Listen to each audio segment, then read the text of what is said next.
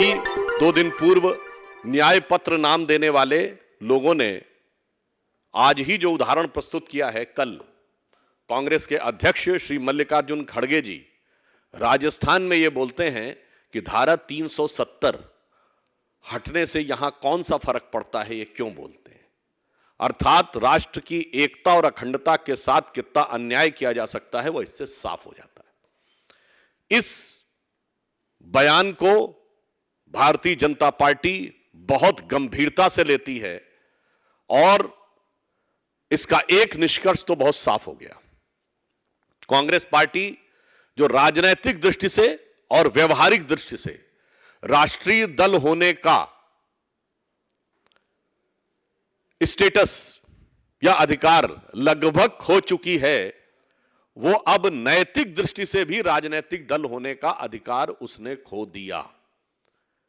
यदि कोई पार्टी ये कहे कि कश्मीर के इंटीग्रेशन से किसी दूसरे राज्य में क्या फर्क पड़ता है, इससे बहुत साफ हो गया राष्ट्र की एकता और अखंडता के प्रति जो हम लोगों को सबको शपथ दिलाई जाती है, उस शपथ के प्रति आपके मन में श्रद्धा नहीं है। और अब यह पार्टी अपने को यह कह सकती है this is a कॉन्ग्लोमरेशन of the regional forces, यानी क्षेत्रीय ताकतों का एक समूह जो राष्ट्रीय दल होने का दावा अपने आप खारिज हो जाता है। दूसरा, यह अंतर दिखाता है हमारी सोच और उनकी सोच में।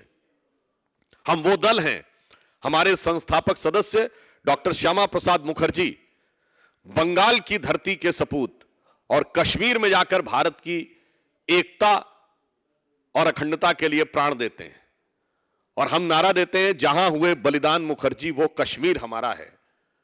और फिर श्यामा प्रसाद मुखर्जी जी की जो संकल्प था, जो शपथ थी, उसे पूरा करने के लिए गुजरात की धरती से उठे हुए वहां के सबूत प्रधानमंत्री श्री नरेंद्र मोदी जी जब प्रधानमंत्री बनते हैं तो वो उस शपथ को पूरी करते हैं। ये है नेशनल इंटीग्रेशन कि एक पूरब से शुरू हुआ नेतृत्व संकल्प लेता है, प्राण देता है और देश के पश्चिमी छोर से खड़ा हुआ नेतृत्व उस संकल्प को पूरा करता है। और आप सबको याद होगा कि जिस समय धारा 370 पारित की जा रही थी, उस समय गृह मंत्री अमित शाह जी ने क्या बोला था।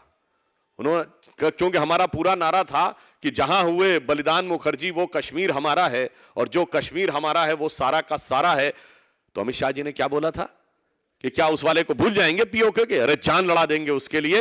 ये है हमारी सोच। और उनकी सोच जानते हैं क्या है? उनकी सोच ये है कि सिर्फ 370 अलग ही नहीं है, तो नंबर भी भूल जाते हैं। मुंह से 371 निकल जाता है। मुझे लगता है शायद अब उन्हें 370 से डर लगने लगा होगा। जयराम रमेश जी कहते हैं this is slip of tongue. नहीं, स्लिप ऑफ टंग नहीं है। 370 तो प्रधानमंत्री जी ने बोल दिया कि भाजपा की 370 आने वाली हैं, इसलिए अब 370 से डर लगने लगा होगा। तो उस संख्या से शायद घबरा कर उनके मुंह से 371 निकला हो, या फिर यह इनके चरित्र को दर्शाता है कि 370 के प्रति इनके मन में क्या भाव बैठा है।